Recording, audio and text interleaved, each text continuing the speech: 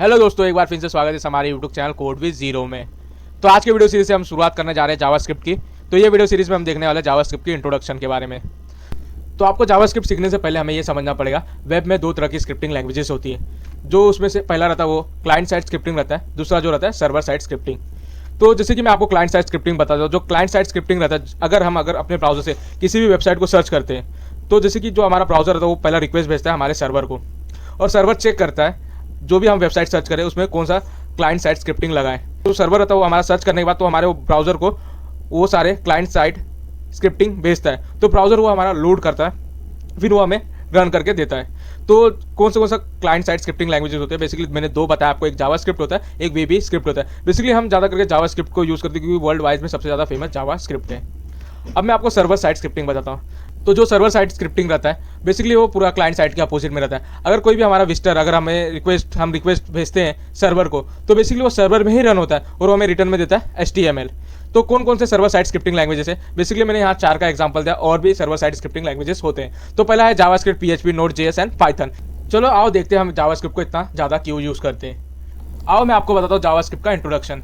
JavaScript is a versatile and higher programming language primarily used for creating interactive and dynamic web content। तो basically JavaScript में आपको बता दो एक versatile है। बेसिकली वर्साटाइल का मतलब क्या होता है? Can be use on both client and server side. तो जावास्क्रिप्ट बेसिकली हम क्लाइंट साइड में भी यूज कर सकते हो और सर्वर साइड में भी यूज कर सकते हैं। तो जैसे कि जावास्क्रिप्ट एक डायनेमिक वेब कंटेंट शो करता है, मतलब हमें जैसा चाहिए हम डायनेमिक तरीके से, मतलब अलग अलग तरीके से अपना कंटेंट उसमें शो कर सकते हैं। और जैसे कि मैं आपको बताना चाहूँगा, जो जावास्क्रिप्ट है वो लाइट वेट रहता है और ईजी टू लर्न रहता है, और ये एक स्क्रिप्टिंग लैंग्वेज है।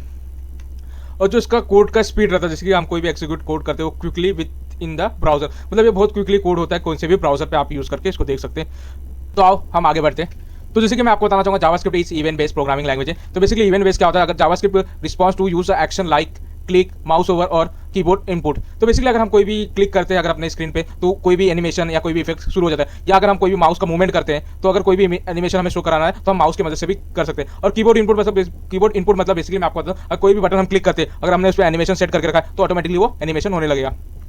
तो बेसिकली मैंने यहाँ 7 एग्जाम्पल बताया। बेसिकली और भी एग्जाम्पल रहते हैं जो हम आगे आने वाले वीडियो सीरीज में हम उसका प्रैक्टिस करेंगे।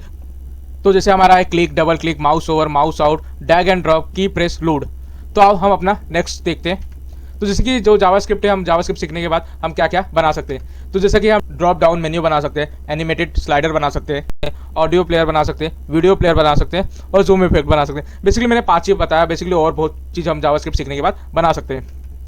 तो जैसे कि मैं आपको बताना चाहूँगा जो जावास्क्रिप्ट कॉमनली कहाँ ज़्यादा यूज़ होता है। तो जैसे कि वेब डेवलपमेंट में यूज़ होता है, web applications, game development, server side development, mobile app, machine learning and data visualisation. Basically मैंने यहाँ, जैसे कि मैं आपको बताता हूँ, मैंने यहाँ 6 बताया और बहुत जगह जावास्क्रिप्ट यूज़ होता है। बेसिकली इसमें बहुत ज़्यादा जावास्क्रिप्ट का यूज़ रहता है।